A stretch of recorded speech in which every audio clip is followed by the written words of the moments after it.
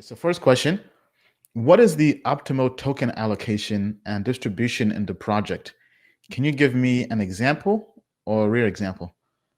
Okay, so optimal token allocation. Well, in general, so he's basically saying the token supply for a project. In general, the general rule is you want the project to give more than 50% of the tokens to the community, meaning that it's a project that's governed by the community. So think of this as kind of like shares, even though tokens don't really equate to equity or shares.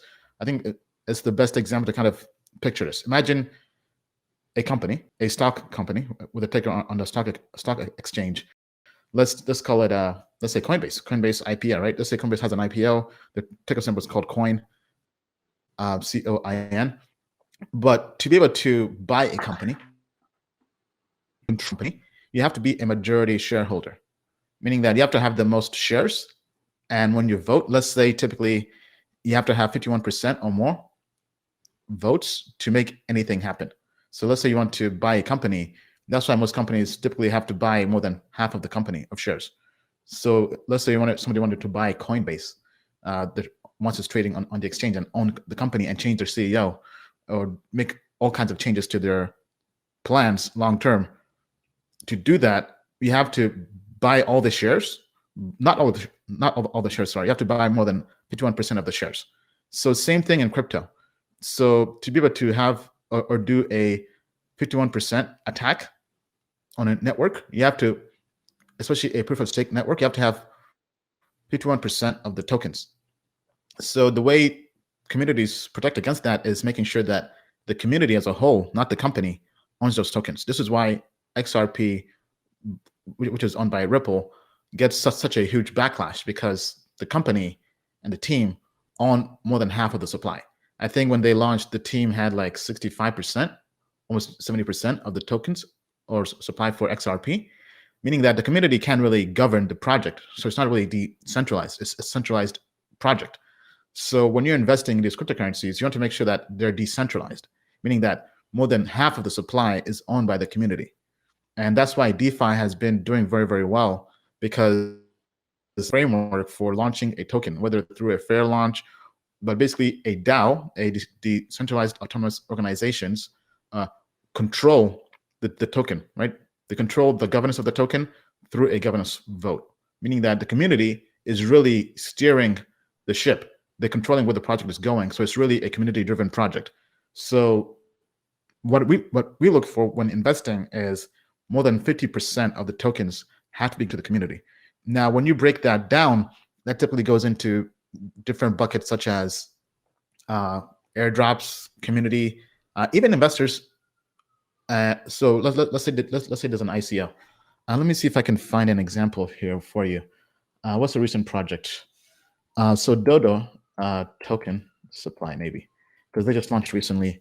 We did share this with the customers on the last newsletter, and Dodo's actually done very, very well. Right, token supply into Google, and I'll go through a real life example. So let's see here. This is according to Binance Research. Where's their supply chart? Okay, so here we go, right? So looking at this here, 60% of the tokens are going to the community, right? Community incentives. Then we have 6% to seed sale investors, 10% to private sale, 15% to team and advisors, 8% to operations and marketing, and 1% for IDO liquidity. Right. So this, I mean, at this point in time, if you're a project launching and most of the tokens are owned by the team, it's actually here's a better example. Let's do Ampleforth. There are so many Ampleforth clones. Ampleforth token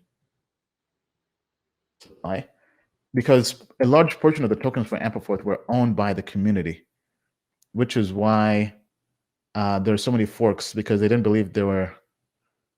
Maybe Masari will have this, right? There were so many forks because people hated the token economics and wanted to make something that was more fair, right? More owned by the community.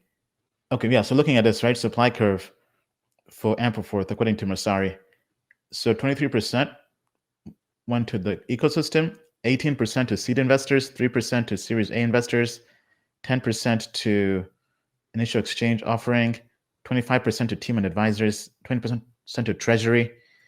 Yeah, so I mean, so the community here would basically be the ecosystem, maybe, right? And seed investors. So we have what? About 40%, maybe 43%.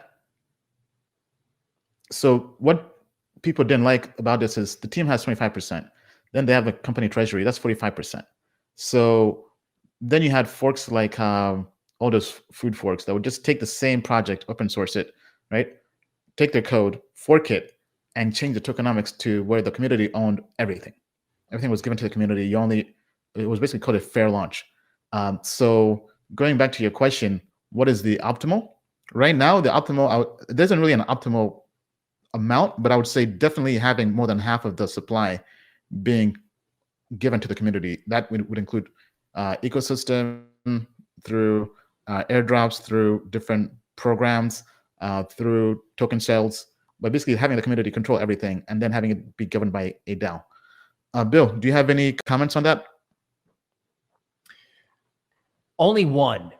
A decentralized network where it's owned by the community keeps you clean from a regulatory point of view.